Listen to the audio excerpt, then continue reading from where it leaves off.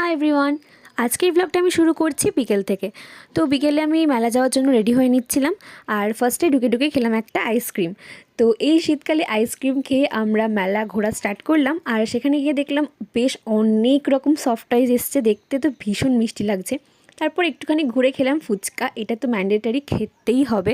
আর অন্য বারের থেকে না এইবার মেলাটা একটু বেশি ভালোভাবে বসেছে। এটা আমাদের বাড়ির আশেপাশেই লোকালিটিতেই আছে। তো আমরা বেশ ভালোভাবে মেলাটা ঘুরলাম, আর আমিও না টুকিটাকি কিছু জিনিস কিনেছি, কিন্তু কেনাতে এতই মত্ত ছিলাম যে সেগুলোর আর ভিডিও ক্লিপ নেওয়া হয়নি। পরের কোনো ভ্লগে সেগুলোকে শেয়ার করব। তো একটু ঘুরে টুরে নেওয়ার পর তারপর ভাবলাম যে বাড়ির জন্য কিছু কিনে নিয়ে যাই। তো সেই জন্য এখানে দেখলাম একটা স্টল বসেছে। তো ভাবলাম ফার্স্টে কীরকম কী খেতে হবে না হবে। তো তারপরে একটা আমরা তিনজন যেহেতু গেছিলাম, তো 3টে বার্গার আর একটা পিৎজা নিয়ে নিয়েছিলাম।